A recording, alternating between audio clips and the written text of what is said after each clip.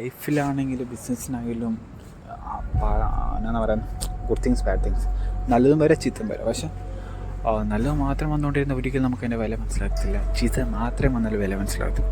രണ്ടും ഒരു രീതി, ഒരു സാധനത്തിൻ്റെ രണ്ടും കിട്ടിയാൽ നമുക്ക് അതിൻ്റെ വില മനസ്സിലാകത്തില്ല. ഇത് പ്രൊഡക്റ്റ് ആവാം, പേഴ്സണൽ ലൈഫാവാം, രണ്ട് രീതിയിലത്തെ ആൾക്കാർ നമ്മുടെ ലൈഫിൽ വന്നാലേ അവിടെ വാല്യൂ നമുക്ക് മനസ്സിലാകും. നോക്കിയാലും നല്ലത് മാത്രം കിട്ടിക്കൊണ്ടിരുന്ന നോ യൂസ്, കാരണം അവർക്ക് അതിൻ്റെ വില മനസ്സിലാകത്തില്ല. എന്ന് നല്ല പോയി ചീത്ത ഒരു ഇറ്റ്സ് ബാഡ് തിങ്സ് വരും. ഇപ്പം ഫ്രണ്ട്ഷിപ്പിലാണ് നല്ല ഫ്രണ്ട്സ് ഉണ്ട്, നമ്മൾ ഒരിക്കലും അവനെ വില ആയി ഈ എല്ലാ ഫ്രണ്ട്സ് ഇതുപോലെ. പക്ഷെ അവൻ പോയിട്ട് വേറൊരു ബാഡ് ഫ്രണ്ട് വേണം. കാരണം നമ്മൾ ചില ഫ്രണ്ട് നമ്മളവനെ ഒരിക്കലും വിലയാക്കത്തില്ല. കാരണം എപ്പോൾ മുഖേലും ഉണ്ട് ഇവൻ എൻ്റെ ഫ്രണ്ട്, എല്ലാ ഫ്രണ്ട്സും ഇങ്ങനെ ആയിരിക്കും. പക്ഷെ ആ ഫ്രണ്ട് പോയി വേറെ ഒരുത്തം വന്നു.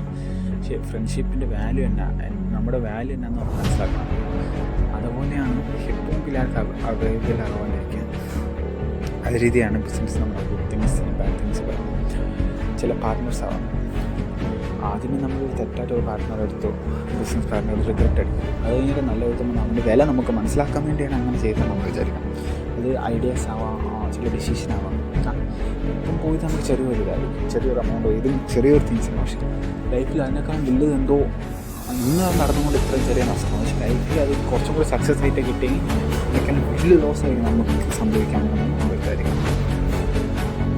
ടോട്ടൽ പോയിൻ്റോ ഇതിൻ്റെ എല്ലാം നമ്മൾ മെയിനായിട്ട് ചിന്തിക്കാനാണ് പോസിറ്റീവായി എടുത്ത് എന്ത് നടന്നാലും നല്ലതാണെന്ന് വിചാരിച്ച് മൂവ് ഓൺ ചെയ്യും. നടന്നു ഇതിനേക്കാൾ നല്ല ബെറ്ററായിട്ട് എന്തോ വരാനുണ്ടോ എന്ന് പറഞ്ഞുകൊണ്ട് മൂവ് ഓൺ ആവും.